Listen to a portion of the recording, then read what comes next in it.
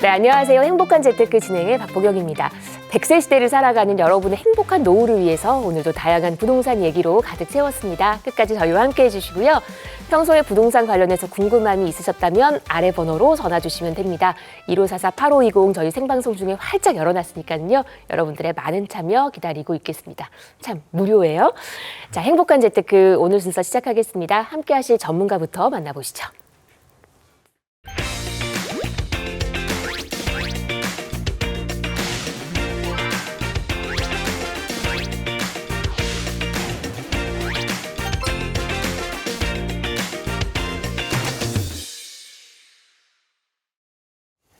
네, 오늘은요 이동주 전문가와 이 시간 함께하겠습니다. 어서 오십시오. 네, 안녕하세요. 반갑습니다. 네. 아직도 진정되지 않고 있는 주택 가격이 있는데 여기에 지금 주담대 금리가 상승세로 지금 전환했다는 소식까지도 들리고 있습니다. 이렇다 보니까 부동산 시장이 아직도 혼동 속에서 헤어나지를 못하고 있는 상황인 것 같습니다. 이럴 때일수록 여러분들의 판단력과 분석력이 굉장히 중요한 시기다라고 보시면 되겠고요. 저희 행복한 재테크와 함께 하시면은 그런 고민들을 말끔하게 해소해 드리도록 하겠습니다. 네, 여러분의 고민을 덜어드리는 방송 오늘도 함께해 주시고요. 시장의 흐름 먼저 분석을 해보도록 하겠습니다. 오늘 기다리고 있는 첫 번째 이슈 볼게요. 2024년도 주거실태 조사 결과가 발표가 됐습니다. 그런데 서울에서 내 집을 마련하려면 14년 동안 월급을 한 푼도 쓰지 않고 모아야 된다고 합니다. 가능한 일인가요? 그러게요. 와. 한 푼도 안 쓰고 14년간을 모아야 서울에 내 집 마련할 수 있다고 합니다. 그렇게 힘들어요. 네, 지난 16일이었죠. 전국 6만 1,000 가구를 표본으로 해서 국토부에서 주거실태조사를 발표를 했고요. 이 주거실태조사는 매년 발표를 합니다. 그래서 이 주거실태조사를 여러분들이 발표할 때마다 꾸준히 이렇게 한 번씩 관심 가지고 보시면은 시장을 판단할 때 조금 많이 도움이 되실 겁니다. 네, 특히나 보시게 되면 서울뿐만이 아니라 타 지역도 마찬가지죠. 예를 들면 도지역을 기준으로 하게 되면 도지역 같은 경우는 8.7년이 걸리는 거예요. 그러니까 월급 한 푼도 안 모으고라는 전제가 붙습니다. 8.7년이 걸리고 광역시 같은 경우도 6.3년, 그러니까 6.3년 그리고 수도권이 4년, 그러니까 전국 평균으로는 한 6.3년 정도가 걸린다 이렇게 보시면 됩니다. 자, 이런 주거실태조사가 10년이 넘도록 계속 쭉 발표가 되고 있는데요.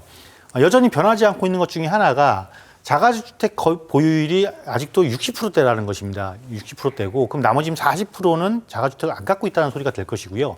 여기에도 자가주택 보유율은 60%지만 실제 자가 거주율, 그러니까 자가주택에 거주하고 있는 비율은 한 58% 정도 되고 있다라고 보시면 되겠고 또 시기가 조금 이렇게 변하고 주택가격이 계속 상승을 하다 보니까 어떤 상황이 지금 발생을 조금 하고 있냐면은 청년층과 신혼부부층, 이 청년층과 신혼부부층 같은 경우는 전년 대비 각각 자가주택 보유율이 지금 떨어지고 있는 이런 상황입니다. 그리고 문제는 자가주택 보유율만 떨어지는 것이 아니라 주거 환경의 여건이 조금 악화되는, 즉 우리가 가장 이상적으로 생각하는 아파트보다도 비아파트에 주거하고 있는 확률이 조금 더 올라갔다 이렇게 보시면 됩니다. 또 하나 우리가 이제 자가주택을 안 갖고 있으면 임차로 거주하겠죠. 이 임차자들의 월세 비율이 있어요. 소득 대비 월세 비율인데 이 전체 소득의 한 16% 정도를 지금 월세로 지불하고 있다는 것입니다. 이 비율이 물론 작년과는 변함이 없지만 과거와 비교했을 때는 꾸준히 상승하고 있다. 즉 내 소득의 일정 부분을 주거비로 지금 소비를 함으로써 실질적으로 내가 정말 활용할 수 있는 자금 갈수록 줄어들고 있다. 이렇게 보시면 되겠고요.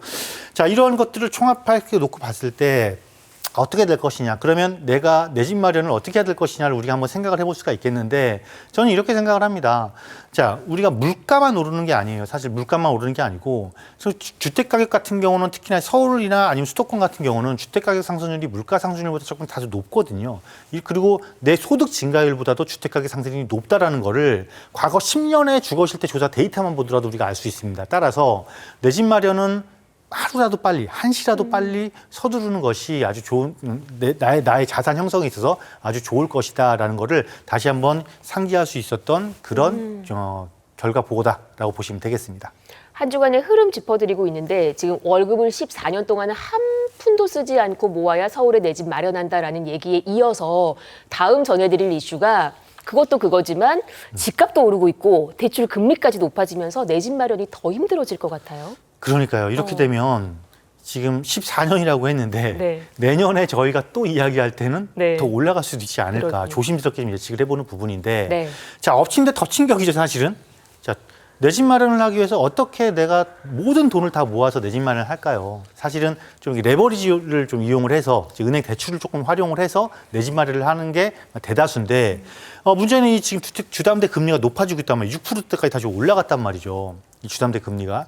특히 연말 같은 경우는요, 은행의 대출 총량 관리라는 게 적용을 해요. 그래서 각각 은행의 그 BIS라는 그런 비율을 맞춰야 되는데 이게 좀 강화되다 보니까 오히려 은행이 자금을 조달할 때 활용하게 적용받게 되는 시장금리라는 게 있거든요. 이 시장금리가 상승을 하면서 이렇게 전체적으로 혼합형의 고정금리의 상단이죠. 물론 낮은 금리도 있지만 사실 낮은 금리 적용받기는 굉장히 어렵고 보통의 중간 정도나 아니면 이제 최상단을 적용받게 되는데 상단 금리가 이제 6%를 넘어섰다 이렇게 보시면 되겠습니다. 그래서 이 금리 상승세가 사실은 어느 정도까지 지속될 것이냐 우리가 예측해 볼 수 있는 게 앞서 제가 언급해드렸던 시장금리예요. 이 시장금리는 이 기준금리 방향성의 약간 선행지표로 활용이 되는 게 이 시장금리라고 하거든요. 그럼 지금 시장금리가 올라갔다라는 거는 앞으로 금리 변화가 쉽게 가라앉지는 않을 것이다. 특히나 지금 주택가격이 높죠. 여기다 지금 환율까지도 지금 굉장히 올라가고 있죠. 그렇기 때문에 한국은행에서도 지금 기준금리를 동결할 걸로 지금 방향성이 지금 나오고 있고 따라서 기준금리가 동결되면서 가상금리까지 지금 적용되고 주담대 주택 대출을 지금 총량 관리를 하는 시스템에 들어갔기 때문에 당분간은 이 금리의 이런 상향, 금리 인상 폭이 조금 더 유지될 것 같고 그러니까 떨어지긴 당분간 좀 어려울 것 같다. 이 이야기를 지금 말씀드리는 겁니다. 따라서 이 금리를 할 때 여러분 혼합형을 적극적으로 활용해 볼 필요도 있겠지만 사실 은행에 한 군데만 조금 이렇게 알아보시는 것보다도요. 요즘은 비대면 은행도 있거든요. 이 비대면 은행 같은 경우는 지금 경쟁을 위해서 금리를 조금 조정해주는 그런 부분도 있으니까요. 이런 부분들 잘 활용을 하셔서 내 집 마련을 할 때 좀 현명하고 좀 올바르게 좀 잘 활용을 해서 이용을 하시면 좋겠다라고 말씀드릴 수가 있겠습니다. 네, 와 이렇게 또 팁을 설명을 해주셨습니다. 현명한 재테크 하시기를, 행복한 재테크 하시기를 응원합니다. 저희 방송에서 언급된 부동산 관련 설명은 전문가 개인의 의견입니다. 투자하실 때는 나의 성향 잘 파악하시고 투자에 대한 판단은 본인의 몫이라는 점 기억하시기를 바랍니다. 네, 행복한 재테크 생방송으로 함께하고 계십니다. 지금부터 여러분 전화 주시면 저희가 친절하게 상담 도와드릴 겁니다. 1544-8520 활짝 열어놨으니까요. 무료 전화 잘 활용해 보시기를 바랍니다. 첫 번째 전화부터 연결을 하겠습니다. 네, 여보세요. 네, 안녕하세요. 안녕하세요. 반갑습니다. 어떤 점이 궁금하실까요? 네, 제가 올해 3월에 청량리에 있는 그 미주 아파트를 상속받아서 현재 2주택이거든요. 네. 그리고 실거주는 지금 강북구에 있는 북서울 자이 폴라리스라는 데 이제 2024년 10월에 입주를 해서 살고 있어요. 제가 이거는 19년도에 조합원 입주권 매수를 해서 네. 살고 있는데 이게 신축이라서 아직 등기는 아직 안 났어요. 네. 그런데 이제 10월 15일 대책 이후에 그 조합원 지위 관련해서 이게 조합 설립 후에는 지위가 양수가 뭐 안 된다 이제 물어보는 곳마다 의견이 좀 분분해요. 네. 근데 현재 이제 이 미주 아파트가 조합 설립 총회를 앞두고 있거든요. 네. 그래서 사실은 제가 이제 상급지로 이동을 하고 싶은데 이 둘 물건을 언제 어떻게 처분해서 이동해야 하는지 전문가님 의견 듣고 싶습니다. 지금 실거주 중인 아파트도 매도 계획이 있으신 건가요, 그러면? 네, 그런데 이제 신축이라서 아직 등기가 안 난 게 좀 문제라서. 알겠습니다. 청량리 미주 아파트 그리고 북서울 자이 폴라리스까지 얘기 한번 나눠볼게요. 저희 이동주 전문가님 바로 바꿔드릴게요. 네. 네. 네, 안녕하세요. 안녕하세요. 네, 반갑습니다. 네. 신축 아파트에 지금 입주를 해 계시고 네. 이 상속은 언제 받으신 거예요? 상속은 이제 등기가 올해 3월에 났어요. 그러니까 올해 그럼 상속 받으신 거네요? 맞습니다. 등기를 늦게 하거나 그런 건 아니시죠? 아닙니다. 그냥 바로 상속 등기하신 거죠? 네, 절차 밟아서 끝난 게 이제 3월입니다. 지금 미주가 그 조합인가 신청 단계에 지금 들어가지 않았나요? 그런 것 같아요. 그래서 조합 설립 총회를 앞두고 있는 것으로 알고 그 동의는 뭐 85% 이상인가 받았다고 하는 것 같아요. 그래서 뭘 확인해 보셔야 되냐면요. 추진위 사무실이 있잖아요. 네. 네, 조합 인가가 나야 조합 사무실이고 그 전에 추진위원회 사무실이거든요. 네. 여기다가 전화를 하셔서 인가 신청이 했는지 한번 물어보세요. 네. 이거 인가 신청 기준이거든요. 네. 조합 인가 신청을 10월 15일이잖아요. 네. 그러니까 101호 대책이 우리가 16일 이후부터 이제 지위 승계가 안 되는 거잖아요. 네네. 승계가 안 되는 거니까 이 15일까지 이전에 네. 인가 신청을 했는지를 알아보셔야 돼요. 네. 이전에 인가 신청을 하셨으면 돼요. 아, 네. 네, 근데 지금은 이제 안 되는 거고, 그리고 또 만약에 이게 잘 안 되면 어떤 걸 활용해 볼 수가 있냐면 네. 우리가 그 폴라리스 아까 보니까 저 위쪽 그 미아뉴타운 그쪽 상단에 있는 거더라고요. 맞습니다. 네. 삼양역과 미아역 사이입니다. 네, 이것도 위치는 사실 좋아요. 위치는 사실 좋은데 결국은 지금 이 두 개를 정리를 해서 내가 상급지를 가려고 하는 거잖아요, 그죠? 네. 그러면 자 일단 이 폴라리스가 비과세를 받아야 될 거 아니에요, 그죠? 네. 근데 이거를 어떤 상태에서 원래 조합원이세요, 아니면? 저기 18년도에 관리처분 인가가 난 걸 제가 19년도에 조합원 입주권을 매수를 했어요. 아, 입주권 매수를 하신 거예요? 네. 아, 그러면 지금 일단 입주해서 거주 요건 채우셔야겠네요, 그죠? 그 거주 요건이라는 게 2년 실거주 말씀하시는 네, 건가요? 네. 아, 그럼 아직 1년밖에 안 됐거든요. 그럼 1년 됐으니까 이거 2년 되는 시점 있잖아요. 네. 네, 2년 되는 시점에 이제 비과세 요건이 해당이 되시는 거거든요. 네. 그러니까 요거를 이제 비과세를 받으시려면 이걸 비과세를 받아야 네. 상속주택 하나 남잖아요. 네네. 예, 그죠? 그럼 상속주택 같은 경우도 비과세를 받을 수가 있겠죠. 그럼 요거만 1주택이 남는다면. 아, 네. 예, 그렇게 되면은 왜냐면 그리고 그러니까 이건 둘 중에 하나예요. 자, 네. 비과세를 계산할 때 피상속인, 그러니까 부모님, 그러니까 피상속인이 이게 굉장히 복잡해지겠네. 내가 1주택이 있는 상태에서, 네. 예? 그 1주택이 있는 상태에서 지금 이 상속주택을 받은 거잖아요. 네. 상속주택을 받은 거기 때문에 이 상속주택의 비과세 기간을 판정할 때는 내가 1주택 됐을 때 이제 2년이거든요.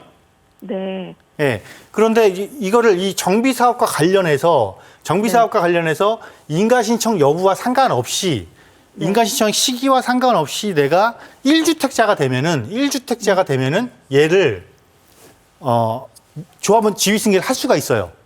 그러니까 뭐냐면 어차피 나는 얘를 먼저 팔아야 되잖아요, 이 폴라리스를. 네. 그죠? 그래야 상속주택에 대한 또 세택가 가능하니까. 네. 그런데 얘가 지금 조합인가가 뭐 이거 신청해서 만약에 이후에 신청을 했어. 아직 신청을 안 했거나 이후 신청해서 내가 안 돼. 이게 안 돼. 그러면은 네. 어쨌건 나는 지금 제한에 이걸 못 팔잖아요. 그죠?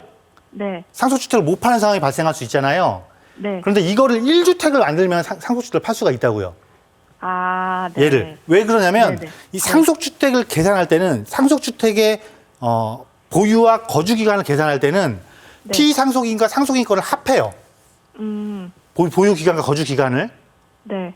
그러면 이 돌아가시기 전에 여기에 오래 거주하셨어요? 오래 보유하셨어요? 보유는 오래 했는데 거주는 뭐 그렇게 오래 하지 5년 미만으로 한 걸로 알고 있습니다. 그러면 얘를 만약에 이걸 확인해서 이거 조합은 지위승계가 안 되는 조건이다 그러면 네. 어떻게 하시면 되냐면 내가 네. 폴라리스 팔았잖아요. 그죠? 네. 그럼 얘 입주를 하세요. 네. 입주해서 보유는 10년이 될 거란 말이죠. 분명히 오래 보유하셨다고 하니까. 네, 부모님이. 그다음에 거주 기간을 5년을 채우세요. 네. 5년 채우는 건 아, 제가 분명히 합산된다고 그랬죠? 아, 제가 나머지를 채우면 되는 건가요? 그렇죠. 아, 이거 네. 그러면 이제 1주택 내가 이게 1주택인 상태에서 네. 예? 그렇게 해놓으면 얘를 네. 지위승계를 할 수가 있어요. 아, 네. 조합은 지위승계를 할 수 있고 이게 그 특례거든요. 특례. 네. 이거는 그 도시및 주거환경 정비법 39조하고 시행령 37조에 딱 나와 있는 명확한 부분이에요. 아, 네네. 그래서 요거를 활용하시면 그러니까 앞으로 한 1년 뒤잖아요. 그죠? 네. 1년 플러스 내가 나중에 거주 기간 채울 수 있는 거 이게 몇 년인지 좀 확인을 해보세요. 네네. 요 거주 기간 채우고 나면 이때 돼야 상급지로 가실 수가 있는 거예요. 아, 네. 이해가 좀 되셨어요? 이해됐어요. 네. 네네. 이렇게 절차를 해서 세테크를 네. 딱 하면서 상급지로 가시면 좋겠어요. 왜냐하면 보통 상급지는 네. 가능한 빨리 가는 게 맞기는 해요. 네. 그렇지만 내가 빨리 가기 위해서 세금을 막 내면서까지 갈 수는 없잖아요. 그렇죠? 네. 그렇게 되면 내가 보유한 자금이 줄어드니까. 네. 네. 그래서 요거 잘 기억하셔서 이렇게 한번 네. 이동을 하셨으면 좋겠어요. 아시겠어요? 네. 하나만 더 여쭤보면 이 미주 아파트를 계속 보유를 할지 팔지 이제 고민 중에 있는데 이 미주 아파트의 미래는 어떻게 보시나요, 전문가님? 자, 미주 아파트의 장점은 분명히 존재를 해요. 네, 그런데 얘가 현재 용적률이 얘가 228%인가 그래요. 네, 사업성이 지금 현재 계속 사업을 진행하는 걸로는 일반 분양분이 한 100여 가구 정도밖에 안 될 거예요. 네, 이거는 뭐냐면 그래도- 조합원 입장에서는 네. 사업성이 굉장히 낮은 거죠. 네, 그럼 분담금이 굉장히 높을 수밖에 없죠. 네, 그러니까 위치는 좋은 건 맞아요. 근데 조합원 입장에서 그렇게 장점이 없단 말이에요. 물론 얘를 뭐 네. 지금 조합장 새로 선출해갖고 역세권 활성화를 해서 용적률 500% 적용하겠다라고 하기는 해요. 네, 네, 근데 이 과정이 굉장히 오랜 시간이 걸릴 거예요. 그럼 뭘 생각해야 되냐면 네. 이거를 보유해서 재건축해서 추가 분담금 내고 그러면 비용 플러스 네, 시간 플러스잖아요. 그죠? 네, 이게 과연 내가 상급지로 갈아탄 거에 비해서 얼만큼의 이익인지를 생각해 봐야 된다는 거예요. 아, 네, 예, 그때 당연히 상급지의 가격이 훨씬 더 높지 않을까요? 네. 그래서 이해했습니다. 그런 네. 호재가 있고 장점을 또 이런 입시적 장점을 보유하고 있기 때문에 얘가 거래가 될 수 있고 가격이 올라가는 거니까 네, 내가 상급지로 이동하기 위해서 이걸 처분할 때 처분 조건이 굉장히 좋아지는 거죠. 네, 그리고 또 조합원 지위 승계가 안 되는 상태에서 내가 조합원 지위 승계까지 될 수 있는 조건까지 갖추고 있다라면 네, 사는 사람은 그건 경쟁이 붙을 거고, 그죠? 네, 내가 훨씬 더 유리한 조건으로 팔 수 있다라는 거예요. 네, 네, 그래서 네. 전 그렇게 좀 정리를 했으면 좋겠어요. 네, 고맙습니다. 네. 네. 네, 반가웠습니다. 세금적인 부분까지 꼭 기억하시면서 또 매도 계획 후에 세워보시기를 바랍니다. 부동산과 세금은 정말 뗄래야 뗄 수 없는 것 같아요. 상담이 필요한 부분입니다.